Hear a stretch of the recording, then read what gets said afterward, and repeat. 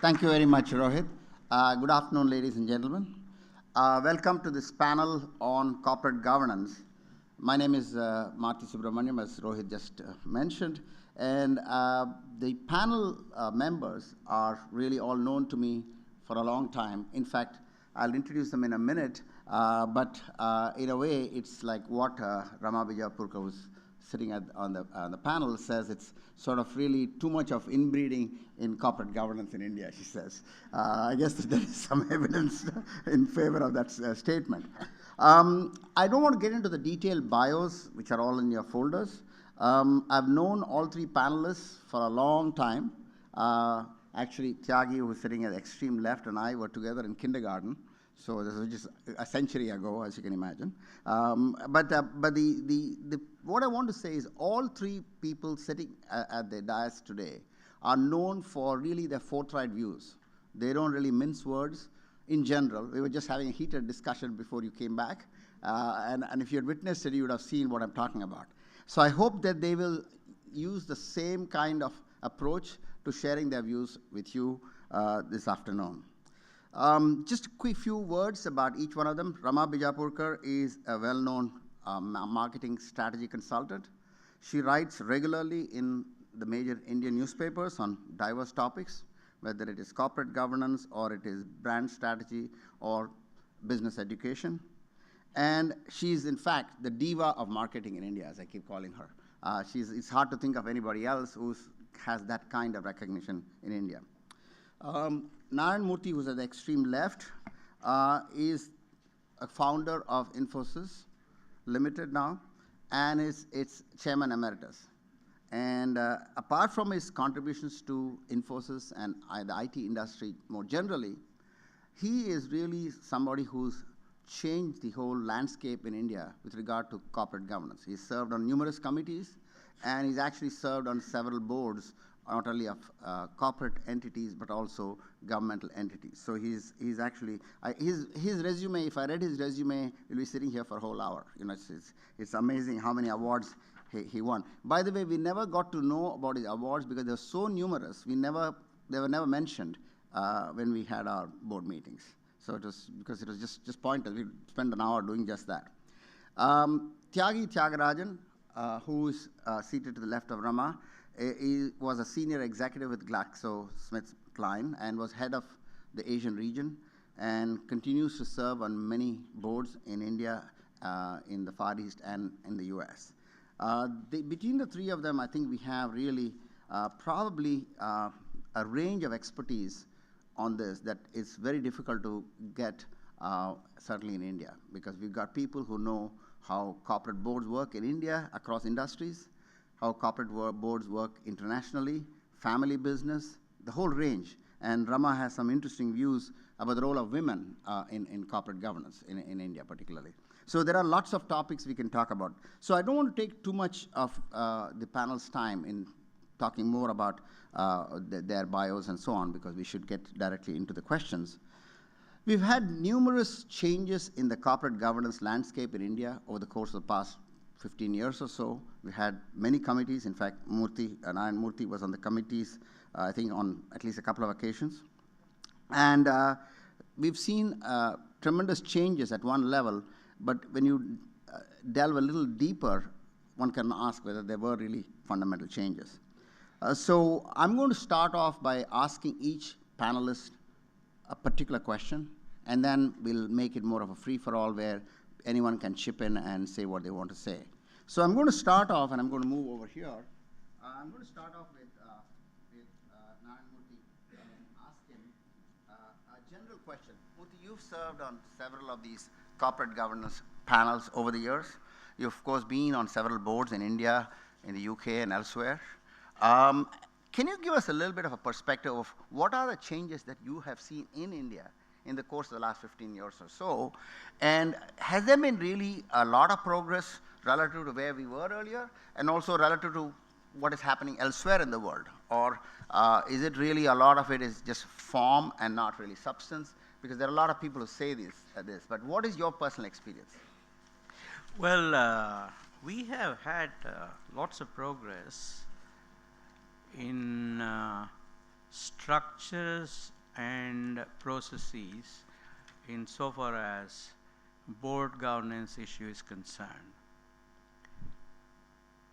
We have had the institution of independent directors come into play since 1993 or 94. Where we have had the important role played by foreign institutional investors, even though their contribution in terms of the total market capitalization may be small, but the impact they have had has been enormous.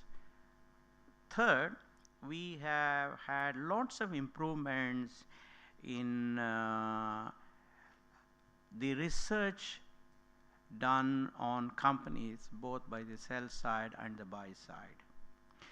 These people have now gotten onto modeling, and therefore they're asking deeper questions. They are making lots of good analysis. Then we have seen the formation of audit committees, the compensation committee, and in some cases the nominations committee. Of course, in the case of banks, the risk committee and others. We have seen much greater involvement of shareholders at AGMs. We have had the strengthened clause 49, which came into existence as a result of my committee. So at one level, I think we have had considerable progress. Second, the fact that several of the Indian corporates have either gotten listed outside India, either on the American stock exchanges or on the European stock exchanges, there has been an attempt to improve the governance practices. Second, I think my own committee's recommendation took some good ideas from both the Blue Ribbon Committee as well as the Sarbanes-Oxley and put them in as recommendations. Of course, I am not in a position to say how effective they have been, because most of them were made recommendatory, even though we had suggested them as mandatory. And number two, I think it's only SEBI that can comment on how well they have been implemented. But overall, I would say that we have come a long way. If not equity, many corporations in India have had access to ECBs. And once you owe somebody some money, that person obviously is going to look at you in a deeper manner, and therefore you are liable to keep your books that much better. So to that extent, I would say we have made reasonable progress. Thank you. Thyagi, any thoughts on this? Because you've been on boards of many companies for a long time, starting with the board where you were an executive director. Right. Yeah. I think Mr. Murthy is absolutely right. There's been a lot of progress in overall terms, but I think it's difficult to generalize about India because there's a whole raft of a spectrum of companies, and therefore it's not possible to stereotypically answer whether that it's across the board. But what is clear to me is that there are companies here where the governance is as good as any in the world, and there are companies where governance is completely absent. So I think the extremes that you can find. And when I compare the state of governance, then even in the good companies, there are some practices which are different compared to global companies. One example I want to cite is the way in which independent directors are recruited onto boards. I got onto a US board about 4 years ago, and the whole process that the company followed was so rigorous, more rigorous than any job interviews I'd ever done. There was a meeting with every single member of the board, because there's a belief that it's not the individual competence alone that matters, but how you operate together as a board. And I was very impressed with the fact that they'd used a search firm to find out as many candidates as possible. So the board the nominating committee had a wide spectrum of choice, Every single board member interviewed me just to make sure that together we could work to make a difference. In India, even today, most companies tend to use the network that they have developed either through the CEO or the chairman. So, which is not a bad thing. Often these people do know the right kind of people, but I think it'd be much better if we evolve to something different. Rama, you were commenting on something related to this a couple of days ago when we spoke. Yeah. Right. Yeah, I think we have certainly cleaned up a lot of the accounts and disclosures and that entire piece in the better governed boards. I agree with Mr. Murthy that structurally we actually now have structures in place. What we don't do as well, in fact what we do quite badly, is the clinicality, what you call rigor, of board composition and nomination. So I call it the FQ, the familiarity quotient in our boards sometimes, when you look at all the other things that they have together. So I wouldn't call it cronyism because that is an act of commission, but I would call it familiarity quotient to being high, which is a sort of act of omission to being clinical about it. I think what we also don't do as well as we should by a long shot is this whole CEO evaluation and succession piece, where perhaps we need far more hardball than we actually do. But I think we also have a lot of opportunities where we can lead global practice as well. And one of them certainly I think we don't do as well on transparency. I think minutes of most extremely well-governed companies also reflect very little. But I'm told that is so around the world, so we will just park that for a moment. Okay, thank you.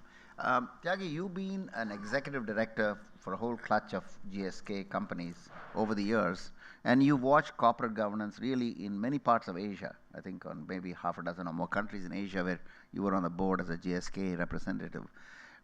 Do you see any significant differences in the region between these different countries, for instance, your own affiliates or your former employer's own affiliates?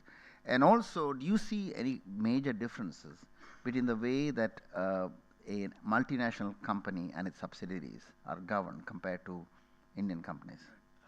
I'll take your last part of your question first.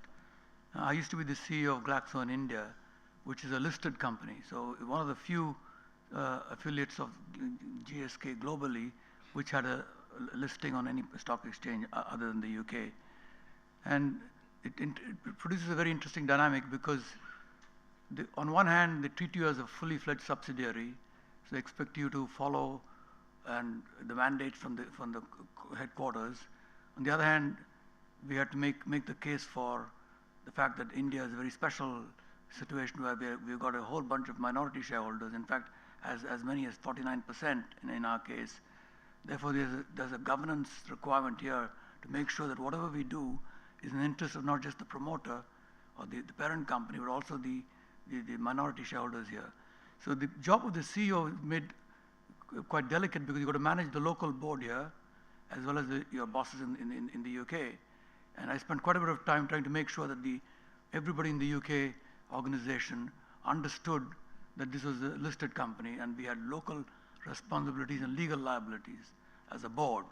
So it's very important to take into account the views of the local board. And over a period of time, we've had this history for 40 years or so. We've got a bunch of independent directors who are truly independent. And they're not prepared to be a rubber stamp. So there have been many instances where they've pushed back on decisions that were taken in the headquarters and challenged the decision, and through a process of consultation, communication, we resolve the issues.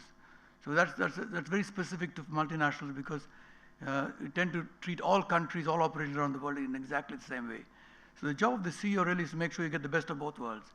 You get the best of being treated as a full-fledged subsidiary, so you get access to technology, expertise, global processes, etc. At the same time, you make sure that the operations in India are managed in a manner in which it best fits India. So for example, we spent quite a bit of time, arguing for a very different business model for our company in India. And that came about through a process of mutual understanding. So ultimately, I think we're very happy to have an understanding parent who really understood that India requires to be treated differently, and particularly as a listed company. The other question you asked about Asia. One of the interesting things about Asia is 2/3 of all business in Asia are family owned. So in terms of if you're comparing governance in family-owned companies in Asia, you got to compare it with similar situation in India. And my conversations with the Chinese family-owned businesses suggest that many of them, they think that the evolved family-owned businesses in India are a little ahead of the curve compared to themselves, so there's still a long way to go. But the important thing, I think, is across all of Asia, the focus on corporate governance is very high. It may have been a result of global issues like Enron in the US or Satyam in India. There's a lot of discussion and debate about corporate governance, and the framework for corporate governance is being put in place everywhere. So I think that's as far as I'd like to say. Okay. Murthy, you have been on the boards of many large global companies in the Fortune 50 list, and you've had lots of experience. And of course, you've also served on Indian company boards. What do you see? Are there any major differences that strike you, or are they very similar? You know, I must say that the governance practices based on the latest SEBI pronouncements, as practiced by good companies in India, as Thyagi said, are no different from the governance practices I have seen elsewhere. In fact, I gave a talk 3 or 4 years ago at Stanford Graduate School of Business, and I called it The American Emperor and the Indian Prince. And I showed through data how there was hardly any difference between the group of companies that were well run in America and the group of companies that were well run in India. There was really not. And similarly, how there was no difference between badly run American companies and the badly run Indian companies. Both were very, very similar. Having said that, I must say that the main difference I find between the board deliberations outside India and in India are much more cultural.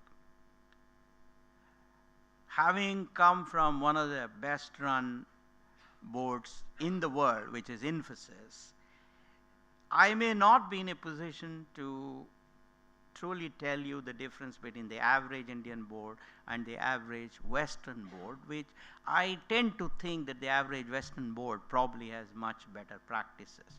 But let me tell you my experience of both Unilever and HSBC. The main difference I found was cultural, and that is, we in India, the board members, tend to talk all at once. Even other than Rama, who always conducted herself as a very It doesn't include me. very decent, very refined lady. Both Marti and I included, we would all talk at the same time. Of course, I could get away because I was the chairman, and he could get away because he was the lead independent director. But the reality is that in India, somehow we like to hear our own voice, and we believe in filibustering, so we go on and on and on.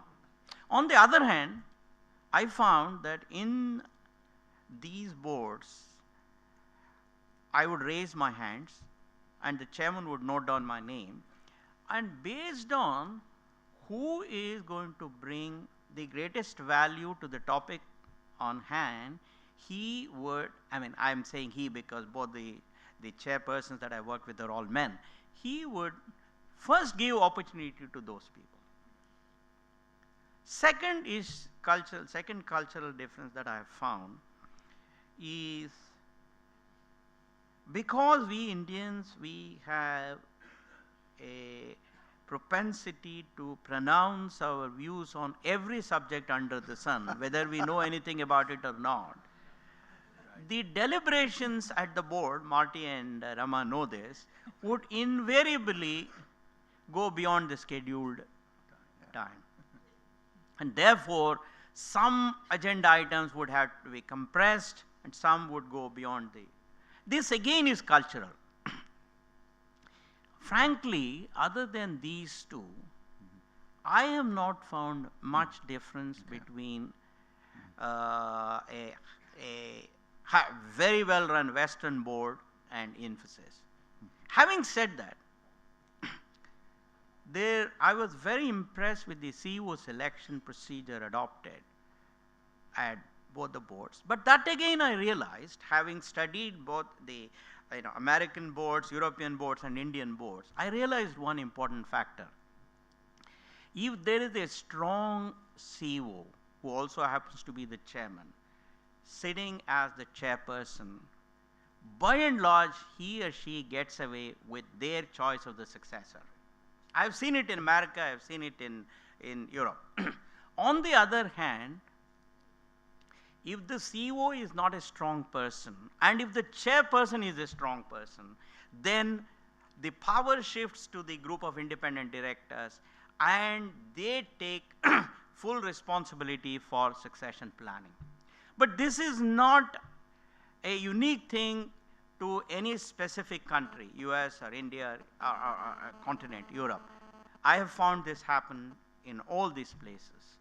The final point I would like to make is the use of technology by the boards. I find that Indian companies somehow don't use technology as much as Western companies do. For example, every company that you know has all the agenda papers on your iPad at least a week in advance.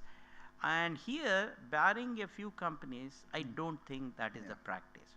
The second use of technology is in voting. I find that at AGMs, every resolution is voted using voting machines with the proxy votes that have come in from institutional investors also counted. Whereas in India, I have seen most of the voting is done by show of hands. And that, as you all know, is probably does not reflect the true will of the shareholders. The final thing, again, because we Indians, we would like to hear our voice a lot, I find the shareholders in India tend to spend so much time talking about silly points which have really nothing to do with the issue on hand. On the other hand, I have found that the Europeans, particularly the Dutch, this example I've seen in Unilever, the English come to the point pretty quickly. They don't ask any unnecessary questions, and the AGM gets over on time. On the other hand, the Europeans have a tendency, somewhat like us, there are a lot more questions. I think these are the differences I have found, but they're more related to form than really content. When you spoke about the AGM, I was reminded of this gentleman at the Infosys AGM, and he was visibly agitated because Infosys used to publish his accounts in those days with US GAAP, UK GAAP, Japanese GAAP, you name it, they had it. And this man was very upset. He looked directly at Narayana and said, "You have all this, you are in Bangalore, how come you don't have Kannada GAAP?"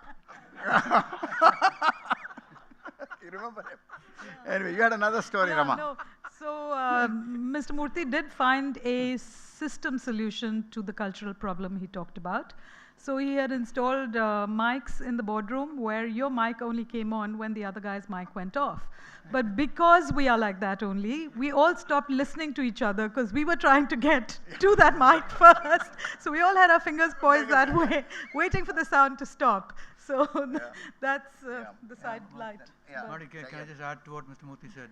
One of the other cultural differences I find is that this may be true not just of India but Asia in general, is if you have an iconic chairman or you have somebody who's been extremely successful, we tend to put them on a pedestal and find it very difficult to push back. So the idea of an independent director speaking his or her mind comes up against a block because we put people up on such a pedestal that we just don't have the guts, or we don't know how to do it, or maybe it's just countercultural. No, but I tell you, Thyagi, That's the reason why you should have academicians on the board. Right. For them, there is no Look at hero. this guy. The only hero is the truth. And for example, Marti there was no icon for Marti. The only icon was the truth behind the issue. Yeah. So therefore, he would always say whatever he wanted. There was But no Thyagi, if you add gender conditioning to the Okay, can I society phrase the differing, question? That's the next question, get a really. double whammy. No, Rama, this is a hot issue and it's a serious one. It's really a hot button issue in Europe and even in India. In fact, the latest companies bill has also got a clause on this. I mean, you've been saying for many years the representation of women directors in Indian boards is really pathetically low. I mean, if you take the civil service, you take the medical profession, legal profession, we're not great, but we are okay. But as far as corporate boards is concerned, we are doing pretty badly. Would you agree? I would agree.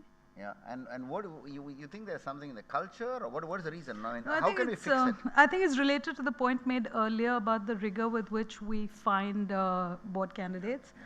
So if you can imagine that the entire pool of senior people in the corporate world or the world of legal or wherever you will get your directors from, you know more men than you know women. So if at the nominations committee you start with the question of, or not even the nomcom, at the board you start with the question of who do we know that might fit this particular requirement, you're more likely by the law of probability to come up with men than you are with women. So in a couple of boards, of course, I'm often told that we've got one, that's quite enough, do we need more? And I think the answer is, of course, you need more. You can't just do it with tokenism, the token consumer type, the token marketing type, the token woman, the token outspoken. So if you get a 3-in-1 package, you're fairly well off, actually. Right.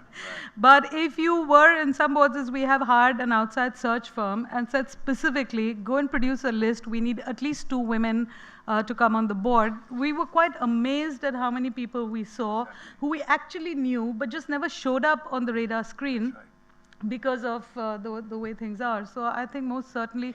So earlier I used to think reservations were this terrible travesty on merit and so on. But now when I actually start looking at what you'll find when you start searching, I would say that just forcing the issue, I mean, if you can force an increase in margin and somehow people make it happen, if you can force innovation, then I think you can also force diversity and say, let's have inclusion, let's have excellence, go figure. I think we're likely to figure it out much more. So we have to first break the nomcom process. Yeah, but for instance, Finland and Norway and I think Sweden have somewhere between 30 and 40% have to be women. Yeah. Now in India, we made a beginning, at least one woman, I think that's what the company's bill says, if I understand it correctly. That's a beginning, but it's still... In fact, if we can say one that is not promoter, then you will actually end up having, if we say one independent, I think that would caveat it better. Yeah. But also Scandinavian societies culturally are more feminine societies, right? Yeah. Our power distance is too high, we're masculine societies, so you have to work a little bit harder. But we'll get there. I love the way Rama has these beautiful expressions to explain things that, she always comes up with all these expressions. I say, oh, I should have thought of that.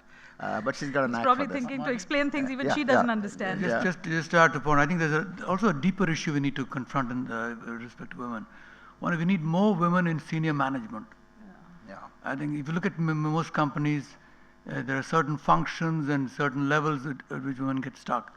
Unless we get more women in management, you're not going to get the same depth of pool of talent that are suitable for to have the experience to be on board. So while I fully agree with what Rama is saying, that in the context of India, a reservation kind of approach may be the way forward at this point in time, I do feel that we need to address the fundamental issue of making sure, because 50% of the talent pool is women. So why are boards not insisting on having more women in senior management? I find this to be quite a serious issue. It's particularly acute in the IT, financial services industries, where the pool of employees, particularly at the junior level, is probably close to 30–40%, if not higher. I don't know what would be the figure. Yeah, it's about 35. 34. At Infosys, 34. In, and probably financial, TCS will be pretty similar, I suspect. And even the banking system. Yeah. But banks have actually not done too badly with women at senior levels because it's a classic bank job. But if you go back and look at the panchayat system in India, I mean, it's taken us, I know we don't have all that time, but if you think about, the world is a long-lasting thing, Then over 20 years, 25 years, I think we're now seeing the second generation because of role modeling of panchayat, women sarpanches and so on. So it's changing the face of local governance. So I guess we have to keep battling at it, and if reservation can be the stick, then while agreeing with everything I'm saying, let's try. Yeah. Murthy, you were the author of the class 49 requirements, I guess 7-8 years ago.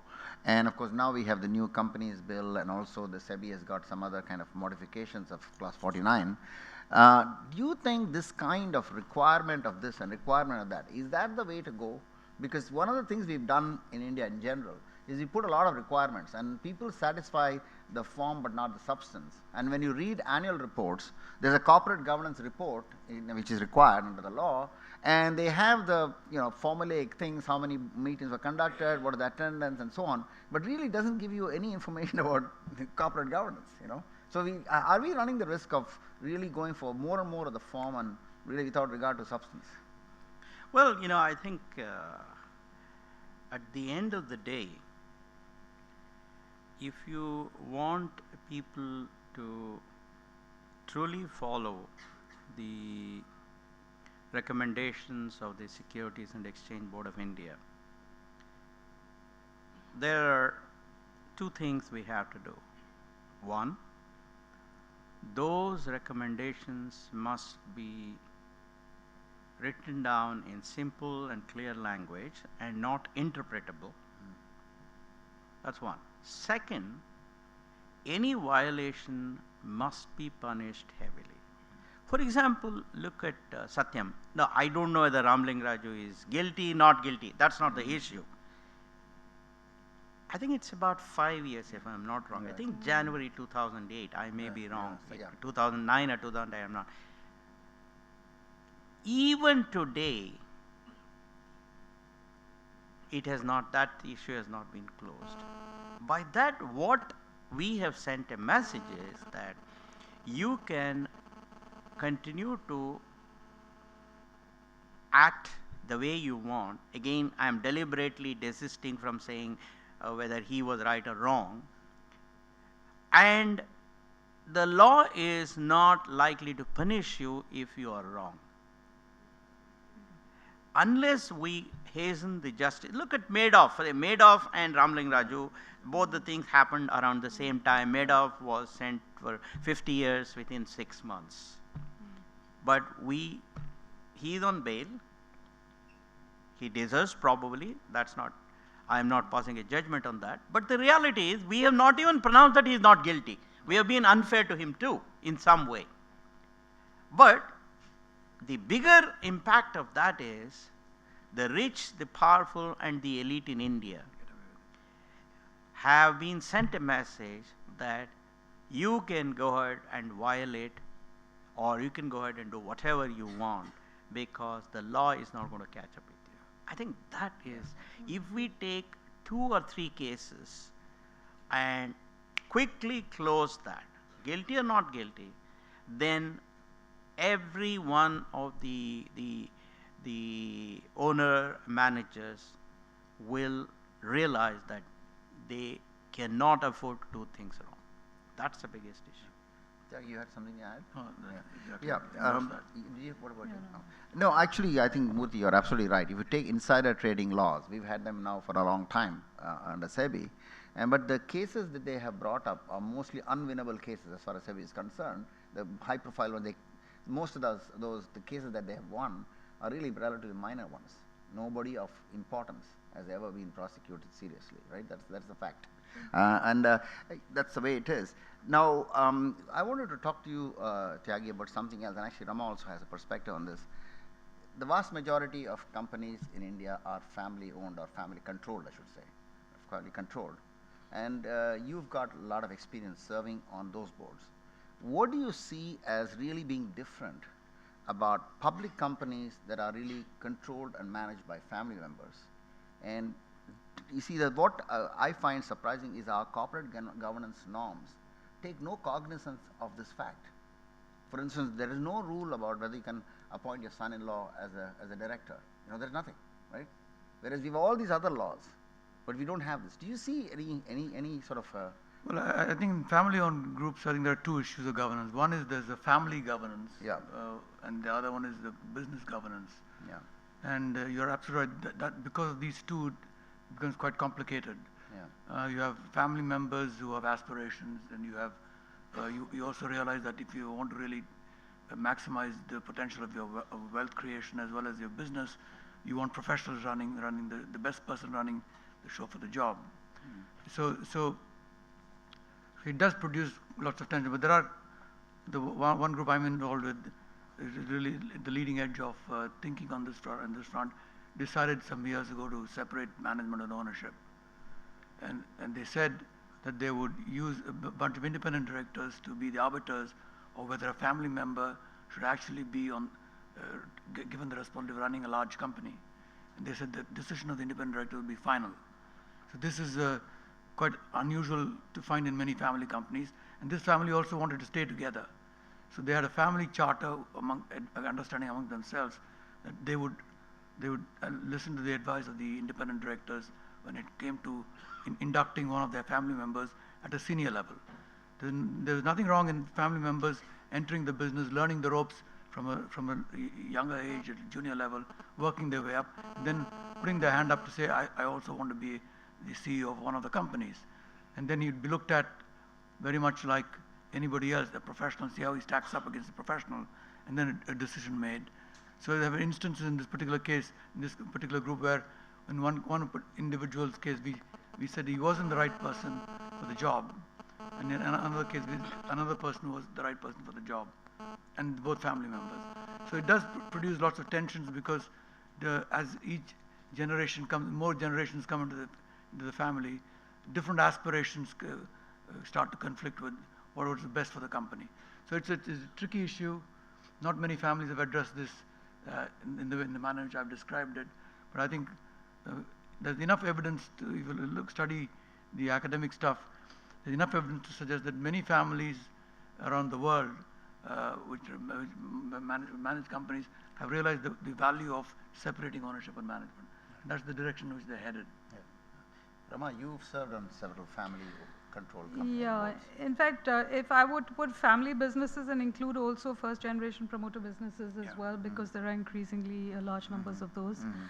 I think, I'm not sure you can legislate it in any way, but I think where you have the chairman come MD post combined, as it is in 76% of S&P 500 boards in the US, which is why I think, what we import and not we have to be careful with. But there you have actually the situation where the management is reporting to the board, which is reporting to the chairman, which is the management. So I don't care if it happens globally or not. If that also happens to be a major shareholder, then I think you end up having a cocktail that is not possible to sort of put a stop to from the independent director's point of view. I also think culturally, we hear a lot of saying that he or she has built the company, done a really fantastic job. In fact, ironically, in better performing companies, you have this temptation a lot more as an independent director to say, let's not rock the boat. So I think the separation of what are you entitled to as a result of having built the company and what are you entitled to as a result, not entitled to, as a result of having even 10 or 11 or 25% outside participation, I think is a question that we tend to absolutely gloss over. And I think also in that sense, I don't know that you can legislate whether you can have your relative or not have your relative, but it goes back to whether you have enough of a nomination process to be able to have independent directors who are independent. If the nomination process is weak, then the board independence is compromised, in which case then you have a vicious circle. So culturally, I think we have to keep working at it. Sometimes I feel it's a bit unfair that the independent directors have to sort of battle and get the bad name and sometimes go a little to the other extreme. So on a case-by-case basis, I think we have to look at it reasonably and build a practice.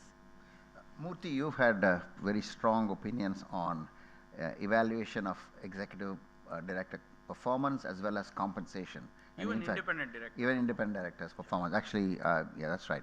And in fact, at Infosys, I know you had instituted this very strict policy of performance appraisal with all its biases and so on, because it's a peer evaluation system. I don't know, at that time, I don't know if there are many Indian companies that did so. Probably not. No, I think we were the only one. Yeah. I believe that a peer review system is a good system because like in academia at the end of the day, once you got your tenure, what is it that motivates you to work hard? It's really the respect you receive from the peers. Exactly. So therefore, based on that principle, I instituted the peer review system. And generally, this was a discussion. Originally, it was not even a discussion between the chairman and the concerned member. It would just be handed over to the person. I always gave what was that person's performance, what was the average performance, the median, and the best in each of those dimensions. Now, this is an attempt. I don't know if we can take this as any definitive way of deciding on the performance, because at the end of the day, the performance of the board depends on the group dynamics. Right. It depends upon how people work together as a team. But at the end of the day, you have to start somewhere, and therefore, I think it's a good idea to have some kind of a confidential evaluation, because at the end of the day, the only people who have seen you perform as a member of the board are the other members of the board. Right. So it's only fair that they comment on it. Right. And as long as it is kept confidential, as long as it serves as a motivational tool, as long as it serves as an instrument to overcome our own limitations, I personally believe it's a good instrument. Thyagi, you want to comment on this? No, I fully agree with that. I think what comes in the way is egos. Usually boards are made up of former CEOs, etc. They don't quite like the idea of being evaluated. So I think if you have a low ego board, you're lucky, then this thing really works very well. But what comes in the way is egos. But I think I also like to see the board as a whole being evaluated to ask itself, are we asking the right questions? So very often you have individual members being evaluated, a board, which I think is good for all the reasons that have been mentioned. But collectively, I think you have to ask yourself, do we have the right people? Are we asking the right questions? Are we shying away from, biting the bullet when we need to? So if that soul searching got done, if I had to choose between the two, I would say let's at least get this piece right. Yeah. And then if you have good people, automatically they will not stay beyond their welcome or their ability, we hope. In fact, I agree with you there. Right now, at least the year when Marti and I left Infosys board, that was what was being done, that both the performance of the board as a whole and the individual were both being ascertained. Right. But again, for example, on the HSBC board, we have looked at only the performance of the board as a group. We've not looked at the individual one. So I don't know which is better. But I think this is for academicians to do some work and then tell us which is the better of the, two models. Yeah. And no, Murthy, you have pretty strong opinions on executive compensation. In particular, the ratio of the top people versus the people at the bottom of the pyramid, so to speak. I know you've expressed it in writing and in your speeches.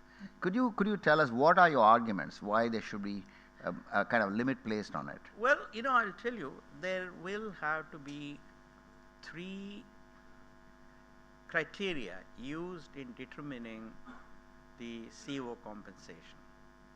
First, fairness. Fairness in terms of the ratio of the CEO's compensation to the compensation of the lowest person. Some people may say lowest professional, some people may say lowest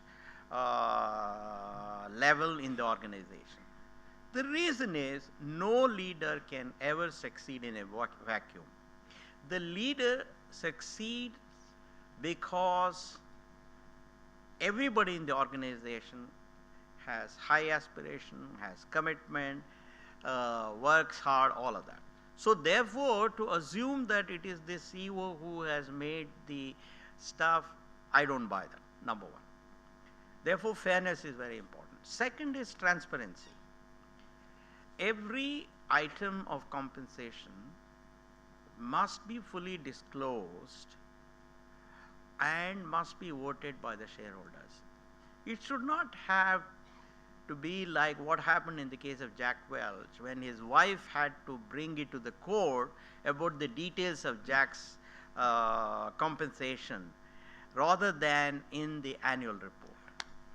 Third, that is about the transparency, that as long as every voter knows, every shareholder knows what is it that this person is being given, that's fine, and if they vote. The third is accountability. That is, you need to structure the compensation in such that the major part of the compensation is linked to the long-term performance of the company, which could be 3 or 5 years.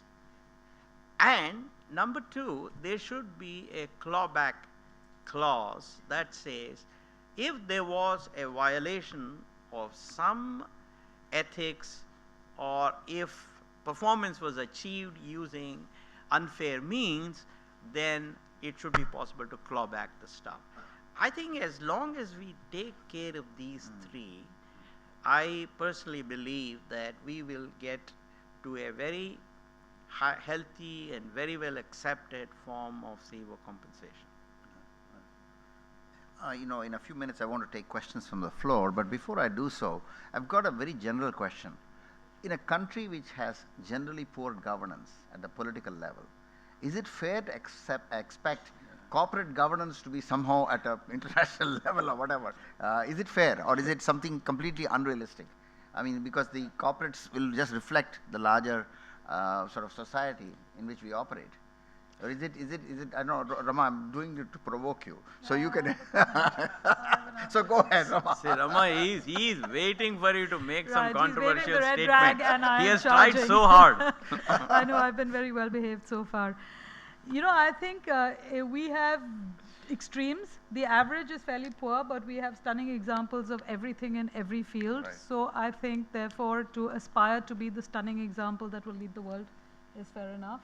So just as we have a whole lot of women in very senior political positions, as well as an average status of a woman, which is really bad, I think we can aspire for the higher side. So similarly, I see no reason why corporates should not have actually lead governance as compared to the rest of the world, rather than import the ritual and pretend that we have the religion. I think we can aspire, sure. The challenge to, just going back to the point that Mr. Murthy made about compensation, the challenge, I guess, is that today in India, managerial talent is seen as global talent. Yeah. So the managerial talent in India have the options of moving anywhere in the world. So moving towards a situation where Indian CEOs and senior level people are pretty much paid, benchmark themselves against dollar salaries paid. So the choice is between having a free enterprise system with a market dictating what remuneration should be, versus a limit placed on the point that Mr. Murthy made about a ratio of top and bottom in the company. Or what is the right level? Who's going to say which is the right level? Is it a judgment call made by the boards do play a role? I'll tell you, I think that is in some way a self-fulfilling prophecy.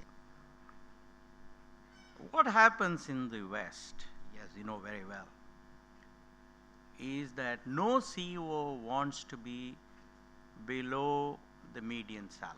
Nobody wants to be, because that means I am not a good guy. If I'm below 50%, I'm not good. Right.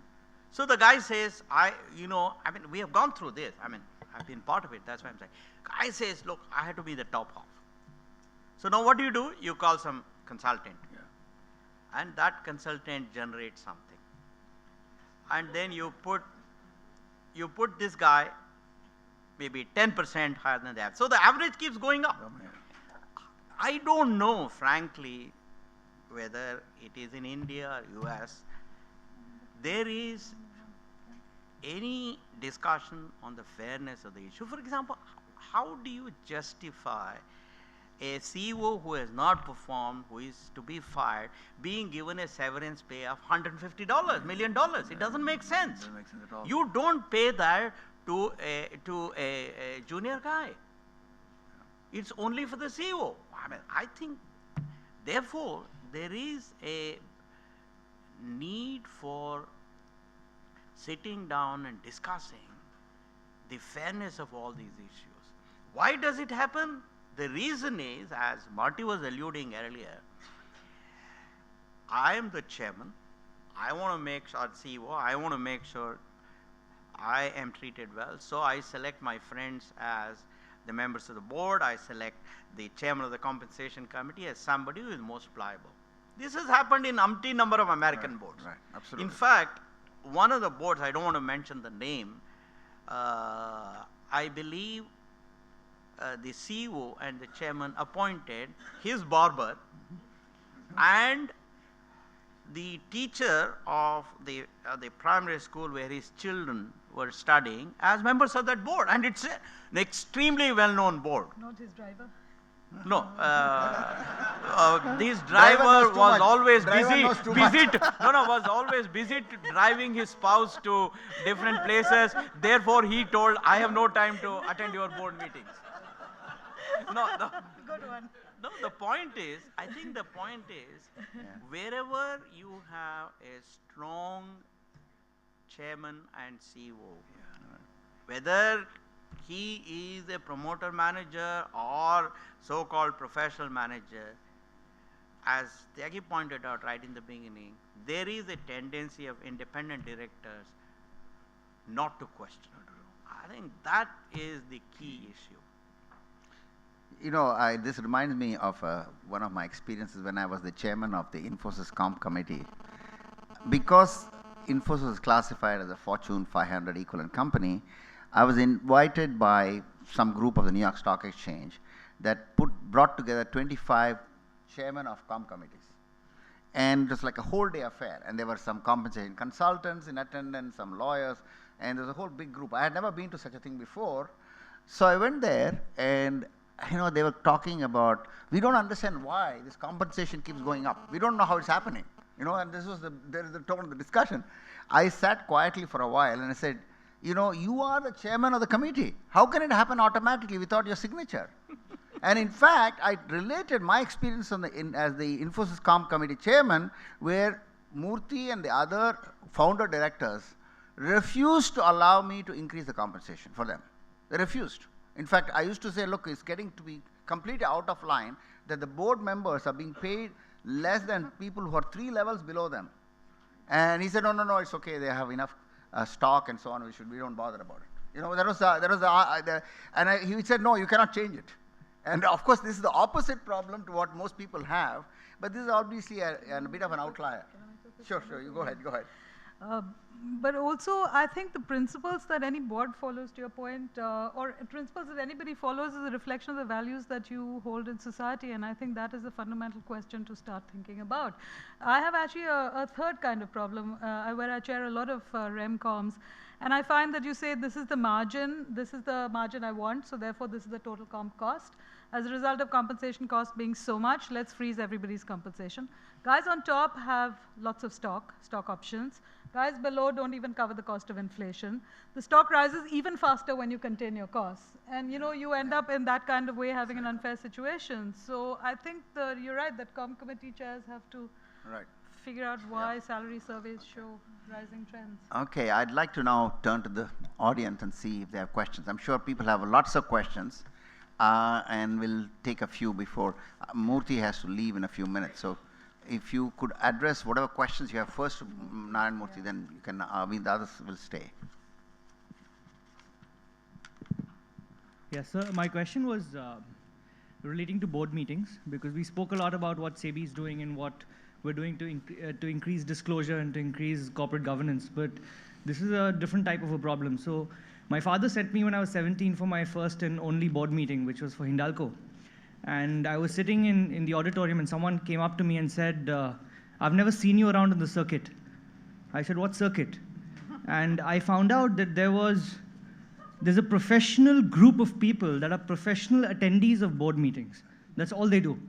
And of AGMs. I'm sorry, of AGMs. And what they do at AGMs is they go up and they waste time and they spend 15 minutes asking irrelevant questions so that the board does not have to answer several other questions. So you can do a lot to fix, what I'm trying to get to is you can do a lot to fix regulations, but how do you get rid of pesky situations like this? And how do you get rid of stuff like this? Very good question. I think Marti alluded to a very fundamental problem, and that is the quality of the society. That is the culture that one has. Culture is all about what brings you joy, what brings you sorrow, how you spend your time, the kind of people that you spend time with, etc., etc. So therefore, it is extremely difficult to expect that only corporate leaders have to be, sinless and others could be. So it's very, very difficult. And there are multiple ways. One is to create systems and processes and put in lots of checks and balances so that there is disincentive for people to violate those. Second, I think leadership by example. That's why Mahatma Gandhi is my greatest, I was about to say the only, that may not be correct, role model, simply because he walked the talk. He believed in leadership by example. Sarojini Naidu used to say it takes a fortune to keep this man in poverty, because he insisted on traveling by third class. And they had to do lots of things to ensure that he traveled by third class. But the reality is simply this, that if the leaders in a society walk the talk, if they lead by example, if they are good role models, that society is likely to create more and more and more people, youngsters, who will follow those good examples. That unfortunately is not the norm in our society. Ma, you want to say something? No. Okay, and yeah, Gautam. Gautam Parthasarathy, thank you for the enlightening talk. The common theme I kept hearing when you talk about corporate governance is the influence of regulatory changes to change behavior of companies and boards. So I have two questions to that. The first is, in India nowadays there's protests against everything. What influence does the panel feel in general would the youth, protests, corporate image, what kind of triggers are these to guide boards to think about proactively changing how they approach corporate governance, rather than it being a mandatory effect that comes from regulations? And the second question is, if you look ahead for the next 5 to 10 years, what would you forecast are some of the triggers that would again change this behavior in a way that benefits come out and it's not a forced mandatory thing on different companies? Murthy, you want to take that? See, the biggest, now first of all, the problem of corporate governance, according to economists, is about minimizing agency costs, right? That is really the primary optimization problem. And what that means is, you don't want the owner managers to create asymmetry of benefits between themselves and the other shareholders at large or other employees. So the biggest issue in most companies, and particularly in family-owned companies, is the issue of related party transactions. That is, the biggest violation happens in the following manner. I have a listed company. I also have 2 or 3 fully private companies held 100% by me. Because I am a family-owned person, by definition, I have no desire to sell my shares, because otherwise I won't have control over the company, right? I want to control the company. So the desire to enhance the market capitalization is generally not there. There are a few cases where it is there, where you want to leverage your stocks to get bigger loans so that you can put it in your private company. All of that is there, but that's somewhat rare. But most family held corporations do not have that. So what may happen, I am not saying it happens in 100% of the cases, what would happen is they would utilize the resources of the listed firm either for their own personal benefits or for strengthening companies that they hold 100% stock in. I think if there are a few cases that are investigated, if the law were to take a quick and justifiable stand on it in terms of punishment, I do believe that it will certainly come down. I mean, a very simple question you have to ask is this. There are so many people who have yachts in this country, CEOs. I want somebody to make an investigation. How many of these yachts have been bought at the cost of the company? Because, I mean, very few companies would need a yacht. I mean, right? I mean, I can understand planes. Planes, I can understand. But yachts, I think, well, We're stretching it. if you make an analysis, and then number said, the second investigation should be, is this being used exclusively by the owner manager and his or her family, or by all employees? And the Infosys model would be, let's buy a yacht, everybody from the janitor to the chairman will have, will use it. That is one model. But if you found out, my fear is most of these yachts would be used only by the owner manager and his or her family. I think that is a classical example of the violation of the fundamental principle of corporate governance. Actually, one of my colleagues, David Yermak, has written a fascinating paper. He got the flight schedules of private jets owned by corporate America. I mean, it's a pretty large sample. And he actually looked at their trips to their vacation homes. He also got data on their vacation homes. Wow. Yeah. And he correlated with the announcement of positive versus earnings surprises. So generally speaking, the bottom line is when they have something negative to announce, the CEO just stays in his vacation home. Because then they're hoping that somehow people will forget about it. When there is a positive announcement, he comes back to the headquarters. But it's a very painstaking, by the way, it's David Yermak. If you can go to his website, it's a fascinating study, actually. He's one of those people who has got these very interesting research projects. Just a question that you raised. Yeah. I think the sooner people realize that once a company reaches a certain size, it's actually owned by society, conceptually. And society gives you the license to operate. And if you're impervious and don't listen to what's happening around you and what's happening around society, your place as a successful business will be in threat. It's a question of time. And we will see shareholder activism very soon, as we're seeing activism in every other field. Well, when we sat down in my small apartment in Mumbai in May 1981, me along with 6 younger colleagues of mine, we had a long discussion as to what should be the objective of the company. Somebody said we should be the software company with the highest revenue. Somebody said we should be most profitable. And third fellow said, therefore we'll have high market capitalization. And I suggested respect.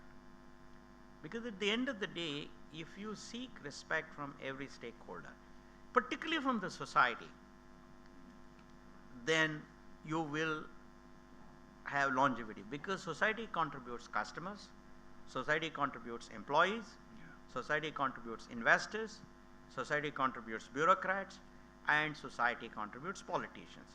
Therefore, if you create goodwill with the society, if you get respect from the society, then that's the ultimate respect you can get. Yeah. So, but then again, different people have different views. We have time for a couple of more questions. Good afternoon, everyone. I would like to refer to two of the points which were discussed just now. As Mr. Murthy was mentioning about the added incentive, which the companies which are being managed by a single family who try to use the resources for their own personal ventures. So maybe not only from the personal point of view, maybe from the finance point of view also, some kind of debts are there, some kind of other liabilities have been put. That also, I think all the shareholders should always look into. Again, let me say it very clearly. I did not say every family. I said there would be very big temptation for Sure. such companies. Sure, So definitely. I am not making accusation on anybody. Definitely. And secondly, there was one, there was one question mentioned or some kind of a discussion which was brought forward by a gentleman who attended one AGM from the Hindalco. I would just like to add up to your point, sir, that maybe the timing at which the AGMs are being held by the companies, that is one major important point why most of the people who are busy in their work, they're not able to attend the AGMs. I have been myself been attending the AGMs of my company for the last 4 years. So I know what kind of people come and what kind of questions are being asked. But the main reason which we understand is because the timings mismatch. And secondly, it is up to the shareholder. If they want to highlight their concern, they are most welcome to attend an AGM, be it any time. But yes, as far as the corporate governance issue is concerned, more the flexible timings are put, maybe in the evenings or in the weekends, the better will be the audience for those. So, thank you. Well, I mean, you have a point there, but let's remember one thing. I have attended many AGMs in Europe, and there it is not arranged at a time which is most convenient on a holiday or anything like that. I think this is, I have seen people take leave and attend, and they're very, very serious about it. The issues they raise are very, very important issues. So I don't know if... Actually, that reminds me of a paper I wrote 25 years ago about the Japanese stock market and the index futures market. I noticed that the dividends were paid on the Nikkei 225 stocks. 85% of the dividends were paid on the same day. So I said, how is it possible that they all, because under Japanese law, the ex-dividend date is so many days after the AGM. This is the law. So I said, why is it like this? Then I went and, this is very puzzling because it doesn't happen anywhere else in the world. In Japan, there have these Yakuza gangsters there's a specialized Yakuza just for corporate kind of blackmail. These are the Sokaya, they call it, Sokaya. So because if they hold the AGMs on the same day, the Sokaya's resources are kind of scattered. So they cannot come and blackmail you. So there is a logic. And last question, I think we have to wrap it up now. Yeah. Yeah. I thought this is the best manner to might address this question. This is basically about using. Infosys is obviously it's one of India's most respected companies with a very well managed board. But was there ever a consideration to go beyond the founders club to appoint future CEOs? Was it ever deliberated, and if so, why not till date? No, I think it's all a question of selecting the best candidate. That's all there is about. Nothing like, if there are two people who are equally good, if the first person has spent longer years in the company, then you have to do justice to that person. That's all about it. There is nothing more to it. Any other one? Maybe one last one. Yeah. We've alluded to this point, but we haven't really hit it head on. I was wondering about rewarding employees with stock options. The positives are that they will have motivation to do well and they will have incentives, but the negatives could be that they would only look at short-term gain. Now, as the board, you are there to make sure that interests of all shareholders is taken care of, not just those shareholders who are there for the short term, but also for those who are invested in the long term. So what are your views on stock options, and should there be any safeguards when you are giving employees stock options? Let me quickly say that you can't just take one part of the ecosystem, so you'll have to build into the performance contract that the management has with the board, disincentives. You have to balance out the long and short term from there.